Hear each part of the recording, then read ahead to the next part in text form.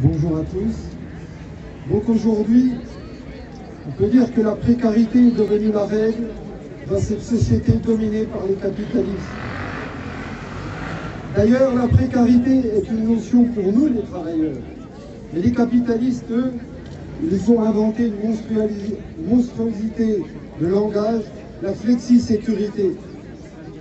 Depuis des années, la société est plongée dans la crise économique liée à la contradiction fondamentale entre des capacités de production quasiment illimitées face à un marché solvable, c'est-à-dire la capacité d'acheter pour la population, qu'elle n'est pas illimitée. Dans cette crise liée au fonctionnement du capitalisme, la grande bourgeoisie nous mène une guerre sociale pour maintenir coûte que coûte ses profits. On voit les ravages de cette guerre par les fermetures d'usines, de magasins, des licenciements dans tous les secteurs. Aucun n'est épargné. Ici, nous avons l'Alstom General Electric qui licencie en permanence. La précarité est une attaque permanente des patrons contre nous les travailleurs dans le but de baisser nos salaires, nos conditions d'existence, de nous diviser, voire nous mettre en concurrence.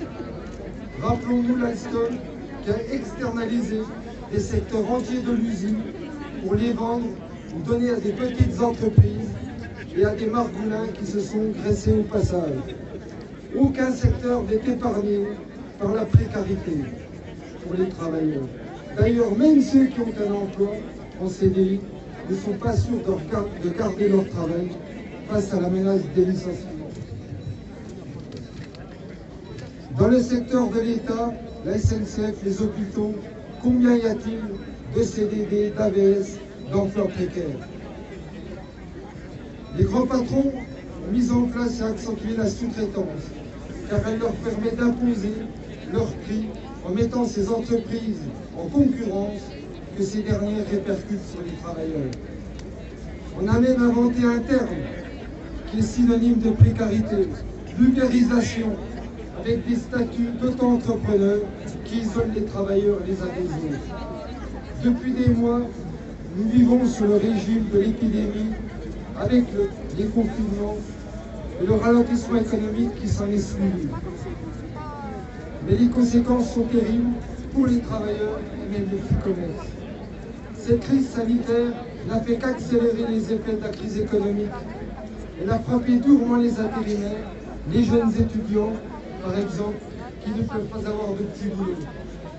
Les fermetures d'usines, d'enseignes, de magasins ne se sont pas arrêtées, bien au contraire. Alors que l'État a ouvert le guichet avec un plan de 100 milliards d'euros, et même rappelons-nous Renault, qui après avoir touché plusieurs milliards d'aides de l'État, va fermer plusieurs usines. La société est malade. Par le Covid, même si le virus a fait des victimes liées aussi à l'état dans lesquels sont les hôpitaux, mais les hommes trouveront sûrement un vaccin. Oui, la société est malade du profit. Toute la vie économique est dictée par ces riches parasites.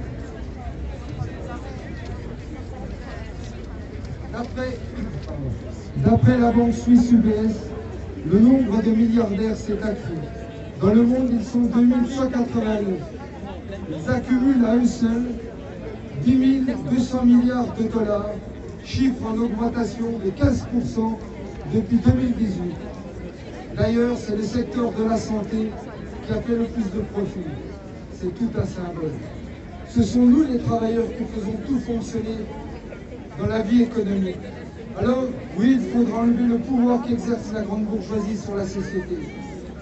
Mais face aux vagues de licenciements, aux fermetures d'usines, au recul permanent de nos conditions d'existence, nous devons nous battre pour qu'aucun d'entre nous ne perde pas son emploi, car nous n'avons que notre travail et notre salaire pour vivre. Même si un patron comme J argue d'une baisse d'activité, il faudrait aussi voir la situation au niveau du groupe. Eh bien, nous devons nous donner comme objectif d'imposer la répartition du travail entre tous, même avec une baisse de travail, sans perte de salaire. Cela veut dire s'attaquer directement au profit énorme que possèdent ces grandes entreprises. Si nous étions capables de mener une telle lutte pour ces objectifs, cela modifierait le rapport de force entre nous et le patronat et mettrait un frein à la guerre permanente qu'il nous mène depuis des années, dont la précarité en fait partie.